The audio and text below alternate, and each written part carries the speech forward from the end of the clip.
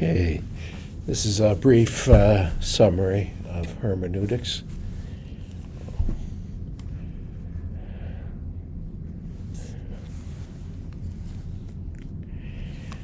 I forgot to put in my image.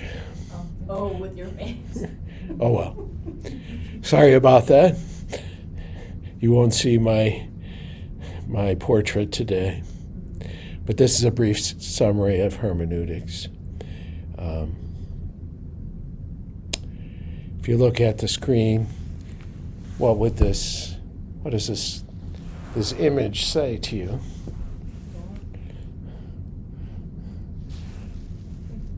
It's people sitting at a bar, and there's a portrait on the wall, or perhaps a window.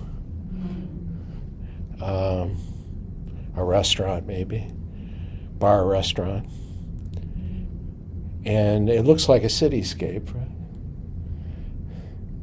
But the buildings are made of alcohol bottles.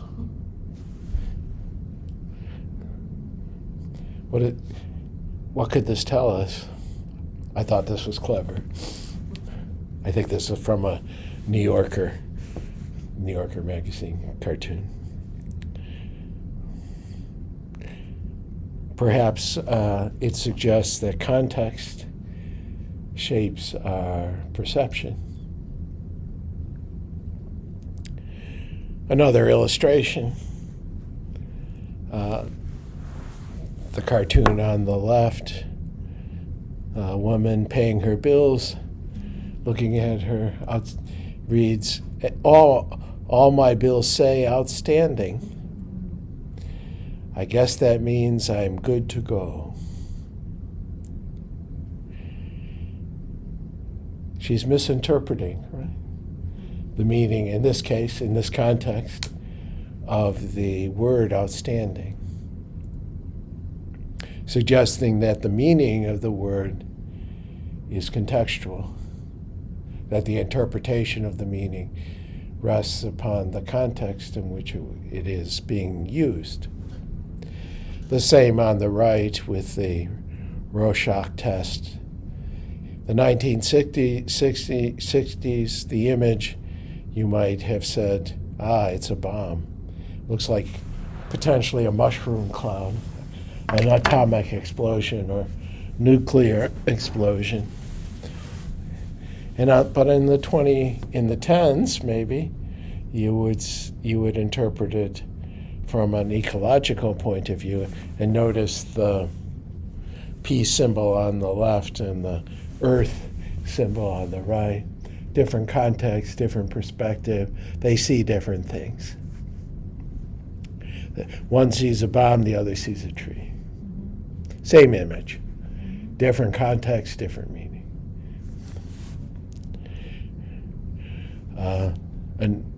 Another New Yorker cartoon, Lassie was a famous TV dog in the 1950s,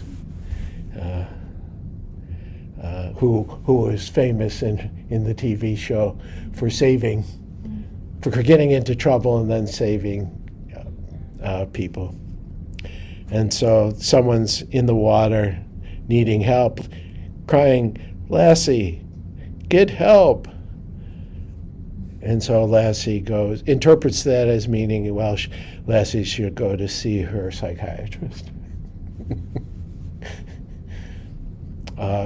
Lassie interprets the meaning of get help here. But get help is contextual.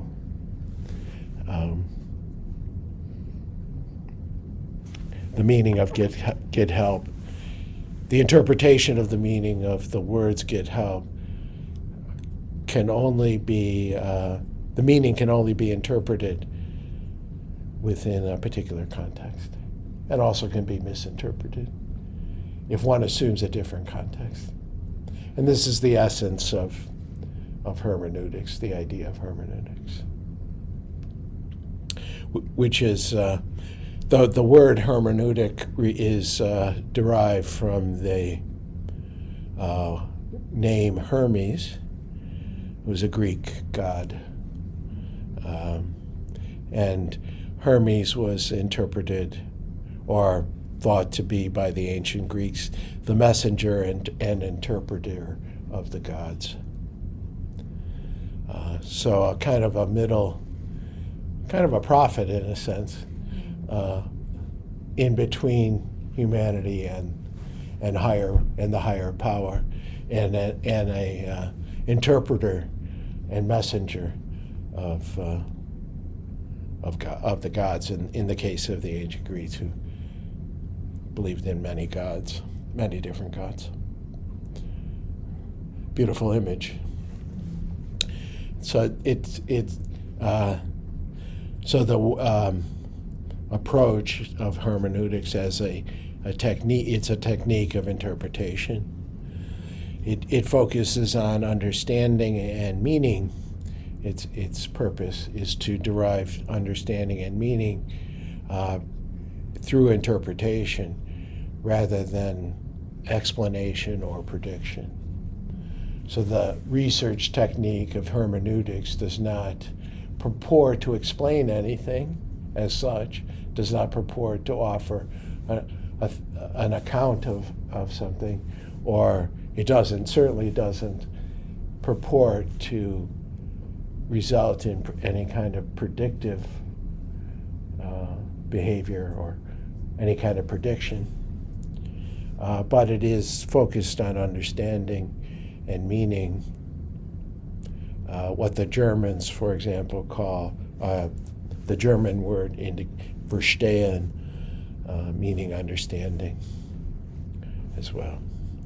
And it's therefore a method of interpretation,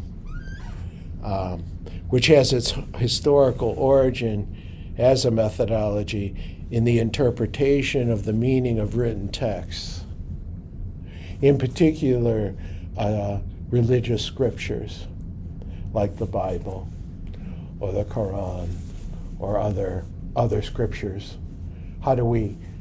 It was a method developed for the interpretation of the meaning of texts in its origin. And its basic approach was to interpret the meaning of the text or phrases, parts of the text, from within the context of the text itself.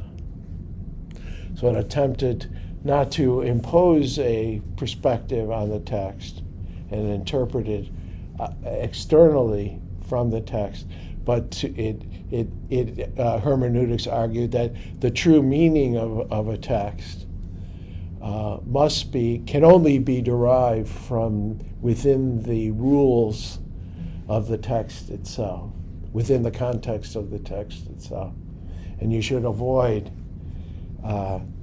introducing external meanings or perspectives on the text. You have to stay within the text, within the context of the text, in order to correctly or properly interpret its meaning. And this basic idea has been subsequently applied to the interpretation of social phenomenon as well, in particular experience, the lived experience, phenomenological lived experience of participants in social life.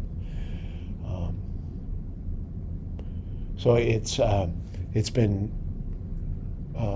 adapted to qualitative research, in particular mostly phenomenological kinds of research, which attempt to understand the lived experience of persons, of the subjects of the research. So their lived experience, including the meaning that they construct out of their experience, can be approached and should be approached, the argument goes, hermeneutically. So the basic orientation is to interpret from within a context of a text or of of a social system. And that pertains to what is referred to as the hermeneutic circle, an interpretive act. Interpretation involves the integration of a part within the larger whole. But you can only understand the part if you interpret it or understand it within its larger context. So the construction of meaning and understanding occurs within the larger context. And that context could be a text, it could be the rules of a social institution, it could be a life context, a culture, a tradition, a language, etc. So hermeneutics derives the interpretation of the meaning of a text or of social phenomenon from understanding the rules that constitute the text as a whole, or the social system as a whole. So the fundamental task of interpretation is to uncover the meaning of the rules of the text, if we're dealing with the text. And this follows from the nature of communication through language. Communication of meaning through language presupposes rules and conventions which structure the language use and thus the linguistic communication of meaning. In other words, meaning is always derived from the context.